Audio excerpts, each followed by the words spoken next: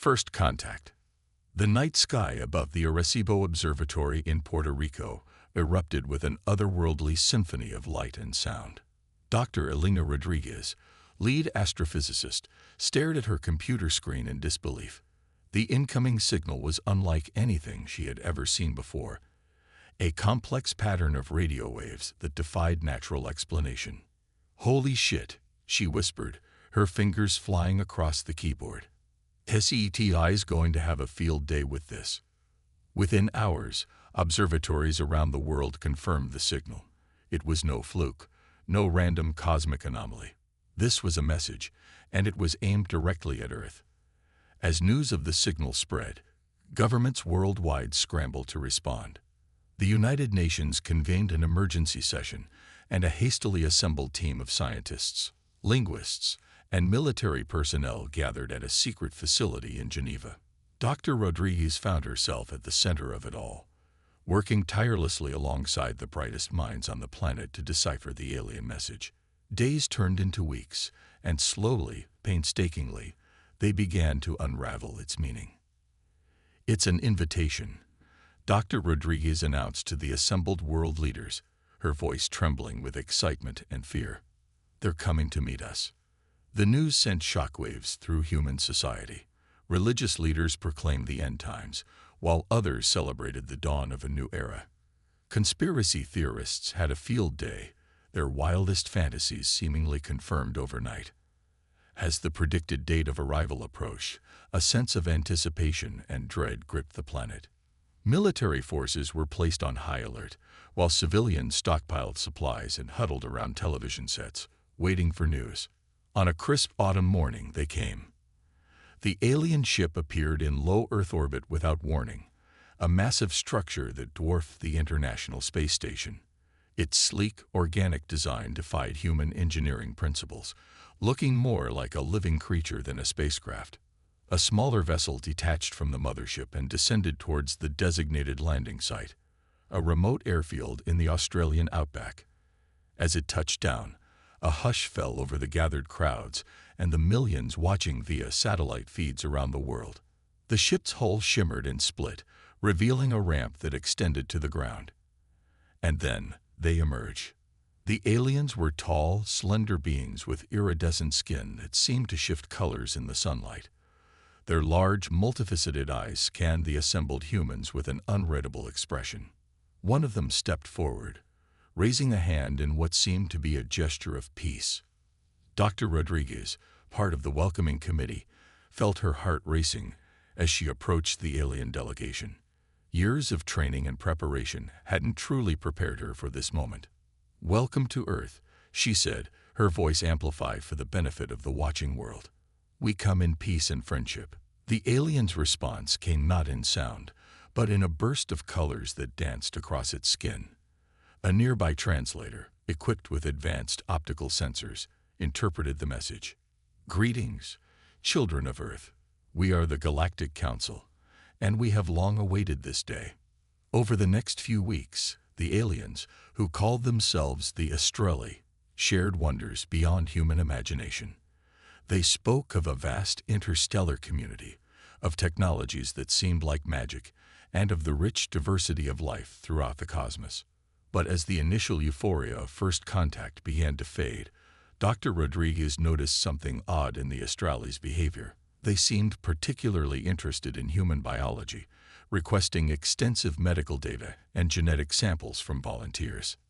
Late one night, as she pored over the latest batch of exchanged scientific data, Dr. Rodriguez stumbled upon something that made her blood run cold. Buried deep within the Astralis' report on human genetics was a term she didn't recognize: Deathworld Gene. Curious and concerned, she dug deeper, cross-referencing the alien data with human genetic databases. What she found left her reeling. The so-called Deathworld Gene was a unique sequence present in every human DNA sample. According to the Astrali data, it was associated with extreme adaptability, resilience, and potential for rapid evolution. Traits typically found only in species from the most dangerous and inhospitable planets in the galaxy.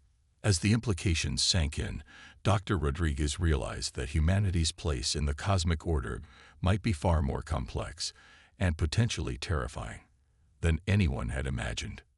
With trembling hands, she reached for her secure communication device. The world's leaders needed to know about this immediately. Whatever honeymoon period Earth had been enjoying with its new alien friends was about to come to an abrupt end. As she composed her message, a shadow fell across her desk. Dr. Rodriguez looked up to find one of the Astralis standing in her office doorway, its skin rippling with dark, ominous colors. "We need to talk," the alien's translator intoned, its mechanical voice devoid of emotion. "About the future of humanity." Dr. Rodriguez swallowed hard, her finger hovering over the send button. In that moment, she knew that the course of human history was about to change forever. The quarantine. Dr. Elena Rodriguez felt a chill run down her spine as she faced the Astrali diplomat. The alien's skin rippled with dark, foreboding colors that needed no translation.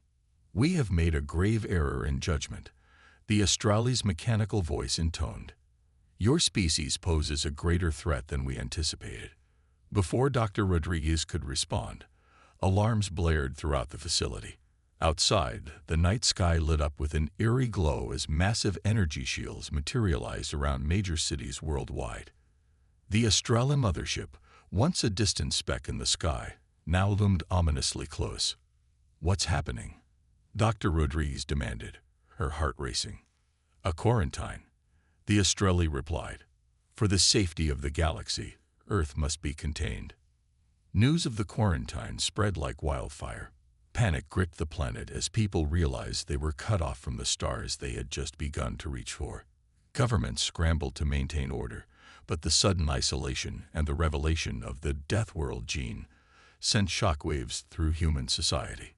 In the days that followed, Dr. Rodriguez found herself at the center of a global storm. As one of the few humans who had directly communicated with the Astrali, she was thrust into the spotlight, testifying before the United Nations and facing a barrage of questions from terrified citizens. "The Deathworld Gene, as the Astrali call it, is present in all of us," she explained to a packed auditorium. "It's what allowed our ancestors to survive and thrive on a planet that, by galactic standards, is incredibly hostile. But it also marks us as potentially dangerous in the eyes of the Galactic Council." As Dr. Rodriguez spoke, screens behind her displayed simulations of human genetic potential. The images showed humans adapting to extreme environments, healing from grievous injuries, and developing enhanced physical and mental capabilities. "Our potential for rapid evolution and adaptation is unparalleled in the known galaxy," she continued. "The Astrali fear what we might become if we were to spread among the stars unchecked." The revelation of humanity's unique genetic makeup sparked a range of reactions. Some saw it as a source of pride, proof of humanity's special place in the universe. Others viewed it with fear and suspicion, worried about the implications for human society. Religious leaders grappled with the theological implications of the Deathworld Gene, while ethicists debated the moral responsibilities that came with such potential power. Governments worldwide initiated top-secret research programs to explore the gene's capabilities, hoping to find a way to break the quarantine. Dr. Rodriguez found herself torn between scientific curiosity and moral duty. The potential locked within human DNA was tantalizing, but the risks of unleashing it without understanding the consequences were enormous. As weeks turned into months, the initial shock of the quarantine began to fade, replaced by a simmering resentment towards the Astrali and the Galactic Council. Humanity, it seemed, did not take well to being caged. In hidden laboratories and secret military installations around the world, scientists worked tirelessly to unlock the secrets of the Deathworld Gene. Dr. Rodriguez, despite her reservations, was at the forefront of this research. "We need to understand ourselves before we can hope to change our situation," she argued in closed-door meetings with world leaders. "Knowledge is our best defense against fear, both our own and the Council's." The breakthrough came on a stormy night in a subterranean lab beneath the Rocky Mountains. Dr. Rodriguez and her team had been working for 36 hours straight, pushing the limits of their endurance. As lightning crashed overhead, the final piece of the puzzle fell into place. "My God," Dr. Rodriguez whispered, staring at the holographic display. "We did it." The data showed a human test subject adapting in real time to an artificially induced extreme environment. Bones strengthened, muscles densified, and neural pathways rewired themselves at an unprecedented rate. It was evolution in fast forward, the Deathworld Gene in action. As the team celebrated their breakthrough, an alarm sounded. The lab's security systems had detected an unauthorized presence. Dr. Rodriguez turned to see one of her colleagues, Dr. Marcus Chen, sealing the main door. "I'm sorry, Alina," he said, his voice heavy with regret. "But this is bigger than any one of us." Before anyone could react, Dr. Chen activated a hidden device. A blinding flash filled the room, and when it cleared, both he and the critical research data were gone.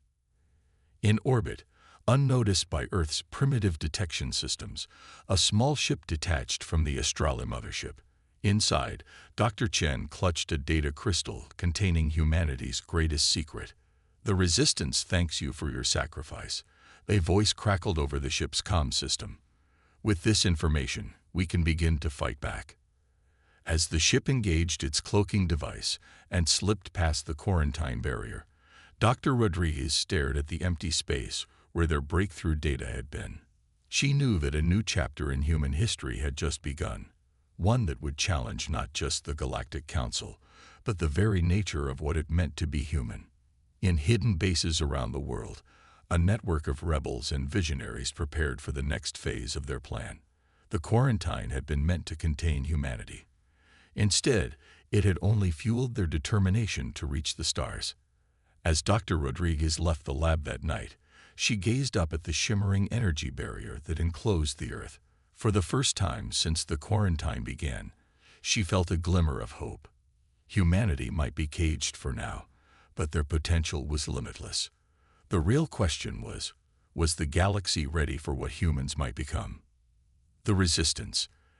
In the shadowy depths of an abandoned mine shaft in the Australian outback, Dr. Alina Rodriguez stood before a gathering of the most unlikely allies. Scientists, soldiers, hackers, and even a few sympathetic Astrale defectors huddled around makeshift holographic displays. This was the heart of the Resistance, a global network dedicated to breaking the quarantine and asserting humanity's place among the stars.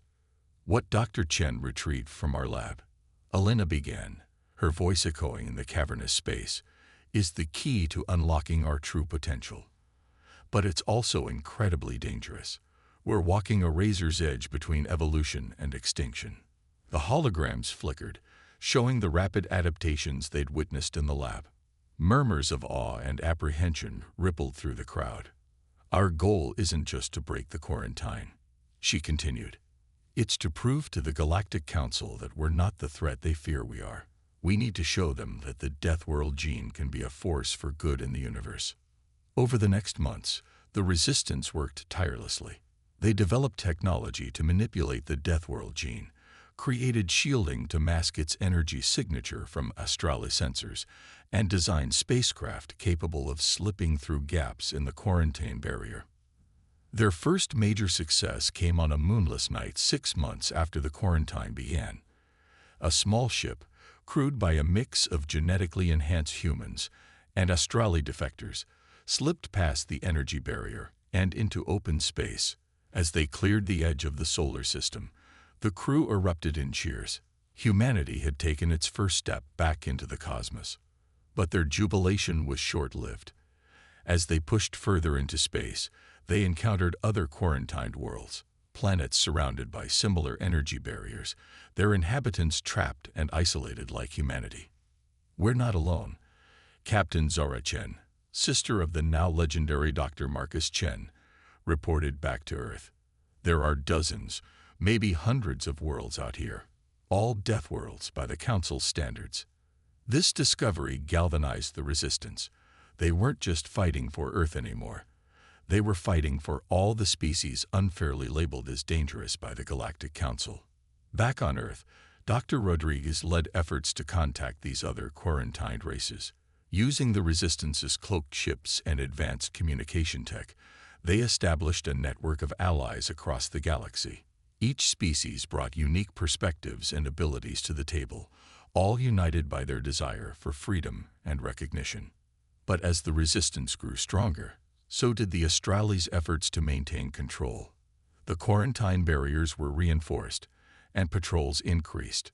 Skirmishes broke out in the space between worlds as Resistance ships clashed with Galactic Council forces. Dr. Rodriguez found herself grappling with the ethical implications of their actions. The Deathworld Gene gave humans incredible abilities: enhanced strength, rapid healing, adaptability to extreme environments. But it also made them potentially devastating warriors. The line between self-defense and aggression was becoming increasingly blurred. "We can't become the monsters they think we are," she argued in a tense meeting with Resistance leaders. "If we use our abilities only for violence, we'll prove the Council right." Her words struck a chord, leading to a shift in Resistance strategy. Instead of direct confrontation, they began to focus on rescue missions, evacuating people from worlds facing natural disasters or environmental collapse. Disasters the Council refused to intervene in due to the quarantine. These humanitarian efforts didn't go unnoticed. Across the galaxy, stories spread of the incredible feats performed by the Deathworlders. Tales of humans surviving in vacuum to repair damaged ships, adapting to toxic atmospheres to rescue trapped aliens, and using their enhanced strength and speed to evacuate entire cities in the face of natural disasters. Public opinion within the Galactic Council began to shift. Not all members agreed with the hardline stance on quarantine. Some argued that the Deathworlders' abilities could be a valuable asset rather than a threat. As debate raged in the Council chambers, the Resistance prepared for their boldest move yet. Intelligence gathered by their networks suggested that the Council was planning to upgrade the quarantine systems, making them virtually impenetrable. They had a narrow window to act before they were sealed off forever. Dr. Rodriguez stood before the assembled Resistance forces, a mix of humans and aliens from a dozen different worlds. The diversity of the crowd was staggering. Beings adapted to every conceivable environment, united in their cause. "Tomorrow," she announced, her voice carrying across the vast hangar, "we make our stand. Not just for Earth, not just for our allied worlds, but for the very idea that diversity and adaptability are strengths, not weaknesses to be feared and contained." The plan was audacious: a coordinated strike against key Council facilities across the galaxy, using the unique abilities of each species in concert. Simultaneously, they would broadcast proof of their humanitarian efforts and the true nature of the Deathworld Gene to every corner of civilized space. As the Resistance ships prepared for launch, Dr. Rodriguez felt a mix of pride and trepidation. They were about to change the course of galactic history, but change always came with a price. What that price would be, only time would tell. The Deathworld Gene had brought humanity to this point, poised on the brink of either a new golden age or a conflict that could tear the galaxy apart.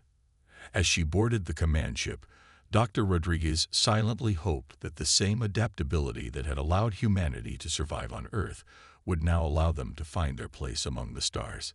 The ship's engines roared to life, and with a flash of energy, they were gone, racing towards a confrontation that would determine the fate of not just humanity, but countless species across the cosmos. The Deathworld Gene was about to face its greatest test yet: the uprising. The vastness of space erupted into chaos as the Resistance fleet dropped out of faster-than-light travel. Dr. Elena Rodriguez gripped her command chair, watching as hundreds of ships, a motley assemblage of vessels from a dozen different Deathworld species, engaged the Galactic Council's defenses. "All ships, commence Operation Starburst," she ordered, her voice steady despite the gravity of the moment. This was it, the culmination of years of planning, the ultimate gambit to change the fate of countless worlds. Across the galaxy, coordinated attacks struck key Council outposts. Enhanced humans worked alongside their alien allies, their unique abilities shining in the heat of battle. On a frozen moon, soldiers with cold-adapted Deathworld genes fought through blizzards that would kill most species. In the crushing gravity of a gas giant's moons, heavy worlders from Earth's resistance moved with impossible speed and strength. But it wasn't just about combat prowess. As the battles raged, other teams infiltrated Council data centers, broadcasting the truth about the Deathworlders to every corner of civilized space. They showed footage of humanitarian missions, of lives saved and disasters averted thanks to the very adaptations the Council feared. Dr. Rodriguez watched the galactic information networks light up with the revelations. "The truth is our most powerful weapon," she murmured, hoping it would be enough to turn the tide of public opinion. As the conflict escalated, the true nature of the Council's fear became clear. It wasn't just about the potential threat of the Deathworld gene. It was about control. The Council had maintained its power by keeping species dependent on them, using the quarantine as a tool of subjugation. In the Council's central chambers, a heated debate erupted. Some members, swayed by the evidence of the Deathworlders' positive contributions, argued for an immediate end to the quarantine. Others, entrenched in their fear and prejudice, called for even harsher measures. The turning point came during a fierce battle over a major Council stronghold. A massive solar flare threatened to wipe out both the Resistance fleet and the Council's forces. In that moment, instead of retreating, the Resistance ships formed a protective barrier, using their advanced shielding, developed through Deathworld gene enhancements, to save everyone, friend and foe alike. This act of selflessness, broadcast live across the galaxy, shifted the balance. More Council members began to question the wisdom of the quarantine, and cracks formed in their united front. Seizing the moment, Dr. Rodriguez opened a channel to the Council chambers. Her face, determined yet compassionate, appeared on screens throughout the galaxy. "We've shown you the truth of who we are," she declared. "The Deathworld gene isn't a curse or a weapon. It's a gift, one that we're willing to share with the galaxy. We don't seek dominance. We seek partnership. Let us prove that our adaptability, our resilience, can be a force for good." Her words resonated across space, touching hearts and minds of countless beings. In that moment, the galaxy seemed to hold its breath, waiting for the Council's response. After what felt like an eternity, the Council's supreme leader stepped forward. "Perhaps," they said, their voice trembling slightly, "it is time for us to adapt as well. We call for an immediate ceasefire and propose opening negotiations with our Deathworld cousins." A cheer went up from the Resistance fleet, echoed by millions of voices across the liberated worlds.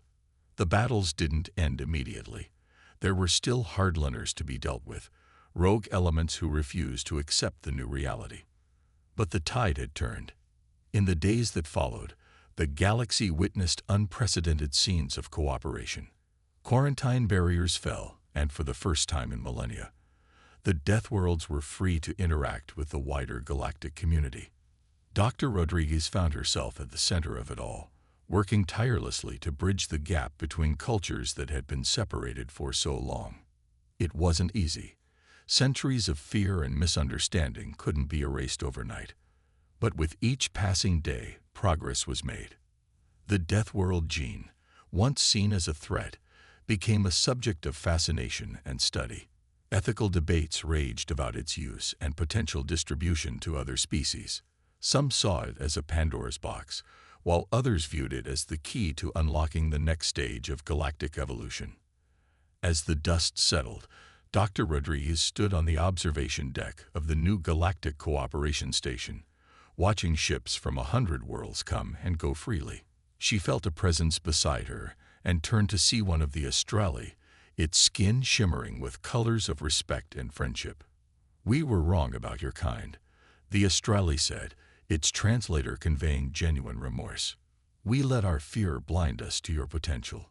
Dr. Rodriguez smiled, extending her hand in a gesture of peace. "Fear is a natural response to the unknown," she replied. "What matters is that we move past it. Together, we can build a future greater than any of us could have imagined alone."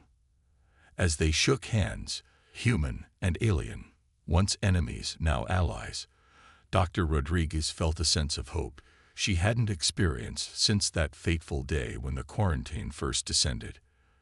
The galaxy was entering a new era, one of unprecedented cooperation and potential. But even as she celebrated this victory, a part of her remained vigilant. The Deathworld Gene had opened up incredible possibilities, but it also presented new challenges. As humanity and their allies stepped onto the galactic stage, they carried with them both the promise and the responsibility of their unique heritage. The true test, Dr. Rodriguez knew, was just beginning. How they used their gifts, how they balanced progress with ethics, would determine not just the fate of humanity, but the future of all life in the cosmos. As she gazed out at the stars, no longer distant and unreachable, Dr. Rodriguez made a silent vow. Whatever challenges lay ahead, whatever wonders or terrors the universe held, humanity and their newfound allies would face them together. The age of isolation was over. The age of unity had begun. A new galactic order. The Grand Assembly Hall of the newly christened Galactic Cooperative buzzed with an energy unlike anything the cosmos had seen before. Representatives from hundreds of worlds, including many former death worlds, gathered to shape the future of interstellar society. At the center of it all stood Dr. Elena Rodriguez, no longer just a scientist, but a symbol of the change that had swept across the stars. "Today," she began, her voice carrying to every corner of the vast chamber, "we embark on a journey unprecedented in galactic history. We stand here not as separate species, not as Deathworlders and Council worlds, but as equal partners in the grand tapestry of life." The assembled delegates listened intently as Dr. Rodriguez outlined the principles of the new galactic cooperative. Gone were the days of quarantine and fear. In their place stood pillars of mutual respect, shared knowledge, and collaborative growth. But the path forward was not without its challenges. The integration of Deathworld species into the wider galactic community brought with it a host of complex issues. Cultural misunderstandings, technological disparities, and lingering prejudices all threatened to undermine the fragile peace. It was in this context that the true potential of the Deathworld Gene began to shine. Humans and other Deathworld species showcased their adaptability not just in physical terms, but in their ability to bridge gaps between vastly different cultures. On a radiation-soaked world, human scientists worked alongside silicon-based life forms to develop new forms of shielding, their enhanced biology allowing them to withstand conditions that would kill most organic beings. In the void between stars, Deathworlders with vacuum-adapted genes helped construct massive space habitats, creating homes for species whose planets had been lost to cosmic catastrophes. Earth itself became a hub of interstellar cooperation. The planet's diverse environments, once seen as harsh and unforgiving, now served as training grounds for species looking to expand their own adaptability. The Sahara Desert hosted climate adaptation workshops, while the Mariana Trench became a laboratory for high-pressure evolution studies. But it wasn't just about physical adaptations. The Deathworld Gene, it turned out, had profound implications for cognitive and emotional development as well. Humans and other Deathworlders displayed an unparalleled ability to think creatively, to empathize across species boundaries, and to find solutions where others saw only problems. This cognitive flexibility led to breakthroughs in fields ranging from faster-than-light travel to energy production. The galaxy entered a new golden age of discovery and innovation, fueled by the combined intellects of 1,000 worlds. Yet, as with any period of rapid change, there were those who resisted. Some former Council hardliners formed splinter groups, arguing that the integration of Deathworlders would lead to the downfall of civilized society. They pointed to incidents of accidental destruction caused by Deathworlders, unused to their strength in lower gravity environments, or to cultural clashes that sometimes turned violent. Dr. Rodriguez and her allies met these challenges head-on. They established the Galactic Ethics Committee, a diverse group tasked with navigating the complex moral landscape of a truly integrated interstellar society. Questions about the limits of genetic modification, the rights of artificial intelligences, and the preservation of unique planetary ecosystems all fell under their purview. As years passed, the benefits of cooperation became increasingly clear. Planets once ravaged by climate change were restored through the application of Deathworld adaptive techniques. Diseases that had plagued species for millennia were cured through the combined efforts of medical experts from across the galaxy. Even the vast, empty reaches of space became less daunting as ships crewed by beings adapted to every conceivable environment pushed the boundaries of exploration. On the 10th anniversary of the formation of the Galactic Cooperative, Dr. Rodriguez stood once again before the assembly. Her hair had grayed, and lines of experience etched her face, but her eyes still burned with the same passion that had driven her all those years ago. A decade ago, we stood on the brink of conflict, she said, her voice strong and clear. We faced a future of isolation and fear, but we chose a different path. We chose to embrace our differences, to learn from each other, to grow together. She gestured to the diverse crowd before her, a living testament to the success of their endeavor. The Deathworld Gene, once feared, has proven to be the key to our shared future. It has taught us that strength comes not from uniformity, but from diversity. That adaptability is not just about survival, but about thriving together. As she spoke, screens around the hall displayed images from across the galaxy. Humans working alongside aliens on terraforming projects. Deathworlder physiology being used to cure once incurable diseases. Joint scientific missions pushing the boundaries of known space. But our journey is far from over, Dr. Rodriguez continued. The universe is vast, and we have only begun to understand our place in it. There will be new challenges, new threats, new wonders to discover, and we will face them all together. She paused, looking out over the sea of faces, human, alien, and everything in between. The stars once seemed out of reach, separated from us by barriers both physical and ideological. But we have proven that there are no barriers that cannot be overcome when we work as one. As Dr. Rodriguez concluded her speech, a standing ovation shook the hall. The sound of applause, cheers, and other alien expressions of approval blended into a symphony of unity that echoed across the stars. Later that evening, as celebrations continued across 1,000 worlds, Dr. Rodriguez stood alone on an observation deck, gazing out at the glittering expanse of the galaxy. A small smile played on her lips as she reflected on the long, often difficult journey that had led to this moment. The Deathworld Gene, once a source of fear and isolation, had become the catalyst for the greatest period of growth and cooperation in galactic history. Humanity and their fellow Deathworlders had found their place among the stars, not as conquerors or outcasts, but as integral threads in the cosmic tapestry. As she watched a ship emblazoned with the emblem of the Galactic Cooperative glide silently past, Dr. Rodriguez felt a sense of deep contentment.